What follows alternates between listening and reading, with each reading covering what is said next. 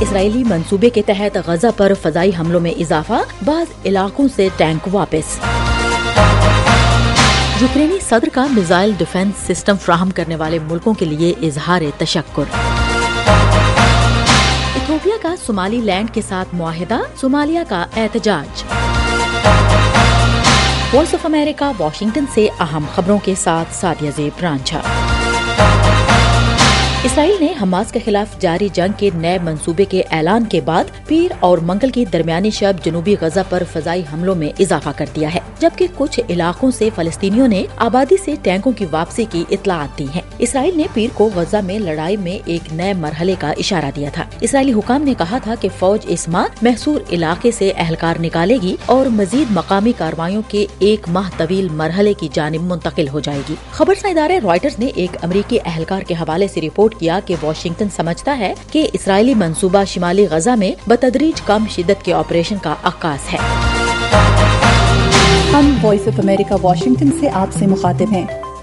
ایران کا جنگی بحری جہاز البرز بحیرہ احمر کے پانیوں میں داخل ہو گیا ہے۔ ایران کی نیم سرکاری خبرساں ایجنسی تسنیم نے پیر کے روز اپنی ایک رپورٹ میں بتایا کہ یہ پیش رفت ایک ایسے موقع پر ہوئی ہے جب اسرائیل اور حماس جنگ کے تناظر میں تہران کی اتحادی فورسز کے خطے کی آبی گزرگاہوں پر سفر کرنے والے تجارتی بحری جہازوں پر حملوں میں اضافے سے کشیدگی بڑھ رہی ہے۔ تسنیم کی رپورٹ میں البرز کے مشن کے بارے میں کچھ نہیں بتایا گیا، لیکن یہ کہا گیا ہے کہ ایرانی بحری جنگی جہاز 2009 سے جہاز رانی کے راستوں کو محفوظ بنانے، بحری قزاقی کی روک تھام اور دیگر کاموں کی انجام دہی کے لیے کھلے پانیوں میں خدمات سر انجام دے رہا ہے۔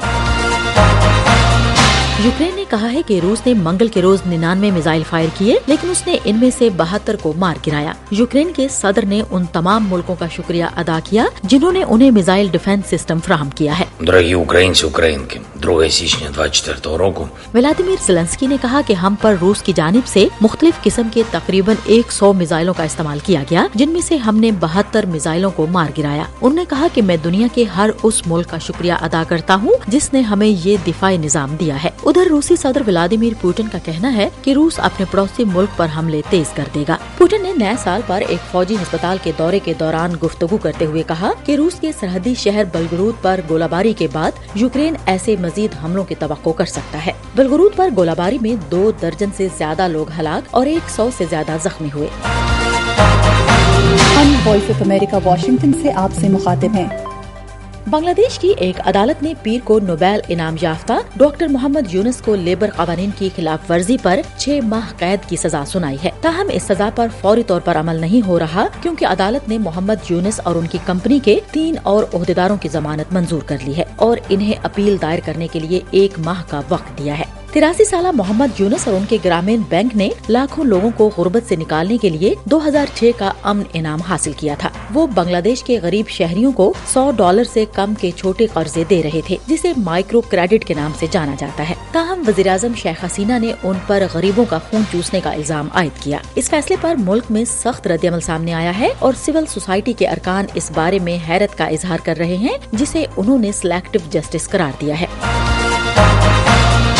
خشکی سے گھرے ایتھوپیا نے صومالیہ کے الگ ہونے والے علاقے صومالی لینڈ کے ساتھ بحیرہ احمر کی بندرگاہ بربیرا کو استعمال کرنے کے لیے ایک ابتدائی معاہدے پر دستخط کیے ہیں۔ وزیراعظم ابی احمد اور صومالی لینڈ کے صدر موسیٰ بہی عبدی نے ایتھوپیا کے دارالحکومت ادیس ابابا میں مفاہمت کی یادداشت پر دستخط کیے۔ اس اقدام کو ابی احمد نے صومالی لینڈ کے ساتھ تعاون کا نقطۂ آغاز قرار دیا۔ صدر بہی عبدی نے کہا کہ معاہدے کے ایک حصے کے طور پر ایتھوپیا وہ پہلا ملک ہوگا جس نے مقررہ وقت میں صومالی لینڈ کو ایک آزاد ملک کے طور پر تسلیم کیا ہے۔ صومالیہ نے اس معاہدے کو اپنی خود مختاری کی خلاف ورزی قرار دیتے ہوئے کہا کہ وہ ایتھوپیا سے اپنے سفیر کو واپس بلا رہا ہے اور وہ اقوام متحدہ اور افریقی یونین سمیت بین الاقوامی اداروں سے صومالیہ کے ساتھ کھڑے ہونے کی اپیل کر رہا ہے۔